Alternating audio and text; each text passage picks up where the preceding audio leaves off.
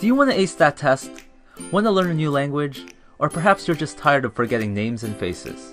Hey Brainwash friends, I'm Aaron Tupaz of Positively Brainwashed, and I've been obsessed with memory techniques for over a decade. And today, I'm excited to teach you how to memorize anything quickly. In this video, I will cover the 3 principles to remembering, chunking, then how to memorize anything related to numbers, vocabularies, faces and names, directions, speeches, a deck of cards, and then how to never forget where you parked your car or where you left your wallet. First, we'll cover the 8-time world memory champion Dominic O'Brien's 3 principles to memorizing. A is for association. We tend to naturally link things together, kind of like a mind map. Now some say we never actually completely forget a memory, we simply just lose the path to access it. I'm sure we've all experienced the tip of the tongue phenomenon. We know the answer is somewhere in our brain, but we just can't access it. Think of accessing memories like dominoes. Naturally, the path to access memory breaks down over time if you don't review. So I'm here to teach you how to create multiple links and strong associations that are durable, so this way, even if one path or 2 breaks, you'll still be able to access the memory. L is for location. Our spatial memories are naturally incredible. Think of all the rooms and places you visited in your life and how much you can remember about them. Because one of the greatest secrets to memory is to organize and store things we want to remember in familiar places. You can even store things in video games or places you made up. This is called the method of Loki or memory palace. I recommend you create at least 3 locations for short-term storage. These are places you will reuse and cycle through numerous times to store things you don't need to remember long-term, like a quick shopping list, or perhaps you got a girl's number at a bar and your phone happens to be dead. So for example, you can use your home. First, divide your home into at least 10 rooms or sections and number them from 1 to 10 in a way that you could logically visit and order in real life, or if you were Superman and could fly. Lastly, I is for imagination. People tend to remember funny, weird, violent, and sexual things. For me personally, I see a lot of naked people and R-rated stuff in my head all the time. But be creative and experiment to find out what works for you. Also, get as much of your 5 senses involved to create strong associations and to create various links. And an easy way to remember the 3 principles is by thinking of boxing legend Muhammad Ali. Next, what if I asked you to memorize these letters? Well, it would be much easier if you split them into FBI, CBS, IBM, and IRS. This is called chunking. Instead of trying to recall 12 elements, you have now reduced it to 4. Now using the concept of chunking, we're going to learn the peg system. For every single digit from 0 to 9 and double digits from 00 to 99, we're going to associate with a noun. Now from experience, I suggest you use some living character or creature rather than an object. Then on top of that, give each noun a unique action or verb. For example, Santa Claus can be your number 25 because Christmas is on the 25th, and his action could be giving a gift. James Bond can be 07 because he's 007, and his action is holding a gun. 14 can be Cupid because Valentine's Day is on the 14th, and his action can be shooting an arrow. Now if you wanted to remember this number, you could split them up into chunks of 4 and use a noun-verb pattern. So you would see James Bond giving a gift to his twin who's aiming an arrow at Santa Claus who stole his gun. Then you would store the story in the first room of 10 that we created earlier. And if there are more numbers to memorize, you could store the next 12 in the second room and so on.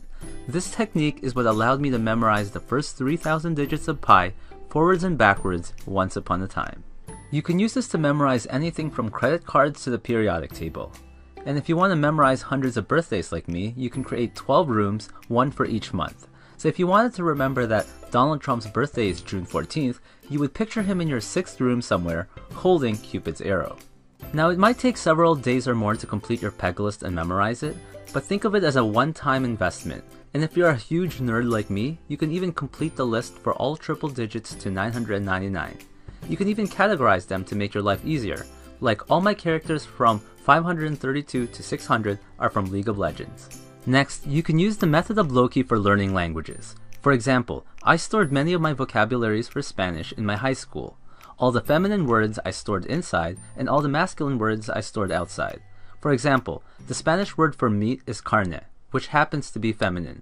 So I pictured a car with a big bird nest on the front hood in the cafeteria of my high school, with the wheels made of meat. Now for my other languages, I simply use different locations. Next is how to remember names and faces. For names, the easiest way is to associate that person with someone you already know with the same name. Picture that person you already know interacting with the new person you just met and store it in the very location you met them. But as always, make it creative, like perhaps they're flying or kissing or whatever. Now if the person's name is unique, then you'll have to be creative, like learning vocabularies for languages. As for remembering faces, you need to look at their features, then exaggerate them, and then associate that person with someone you know with similar features. For example, I once met someone who had pointy ears named Mario, so I pictured him with Spock doing the Vulcan salute to Mario from Nintendo. And remember, if you meet too many people in the same location and it's getting crowded, or if there's something you stored in your short-term palaces you want to keep, you can always copy and paste the pictures to a different location. Now to remember directions, simply use two images like a rabbit representing right and a lion representing left. So if you had to remember the directions, turn right at the gas station, left at the stop sign, and then another left at Queen Street, you can picture in your first room, a rabbit hopping around a small gas pump station, then a lion jumping over a stop sign at your second, and then a lion about to attack a queen. These images can also be used as crumb trails or markers, like when you're exploring a new place and want to make sure you can find your way back. Now they say public speaking is the #1 fear. Well, fear no more. The method of Loki can be used to easily remind you what to say next, almost like cue cards. Like before, simply pick a location you're familiar with, like a park you've walked through many times, and then place as many pictures as necessary along the way to remind you what to say next. Now to remember a deck of 52 cards, it's pretty simple once you've completed your 0 to 99 list. You can simply use your first 40 numbers with every 10 representing a different suit. Then you just need to associate a character for the remaining 12 face cards. Perhaps your 4 best guy friends as the kings, 4 women who you think are hot as the queens, and 4 guys you hate as the jacks. So if you want to memorize a deck of 52 cards, you simply need 26 rooms where you place a noun and a verb in each room, or just 13 rooms if you want to place 4 cards in one room. Now when I first started, it would take me 8 minutes to remember a deck, but with enough practice, I once got it under 40 seconds. Also, as a bonus, try reciting it backwards by simply reversing the story. From my experience, this tends to really freak people out. Last is how to simply remember where you parked and how to never forget where you left your wallet. For parking, simply imagine crashing your car somewhere near you right after you just parked. Take a second to visualize all the details, like the glass shattering and any damage to the environment around you. As for your wallet, treat it like it's some sort of dangerous weapon, like a grenade. So like your car, try imagining your wallet exploding every time you place it somewhere. And you can use this technique for your keys, phones, and whatever it is that we sometimes misplace. Perhaps pretend each item is a different weapon. Now as a word of precaution, if you don't review what you stored, it can possibly disappear within a few days to a week. But if you review a memory a few times in a month, you may remember it for several months. And after that, if you review the same memory every few months, that memory may last for years. And remember, this is just the tip of the iceberg. You can use these techniques to remember poker hands of your opponents, memorize advanced equations, remember dates of historical events, or simply impress your date by remembering everything she tells you. So think outside the box and tell me in the comments below, how would you use these memory techniques?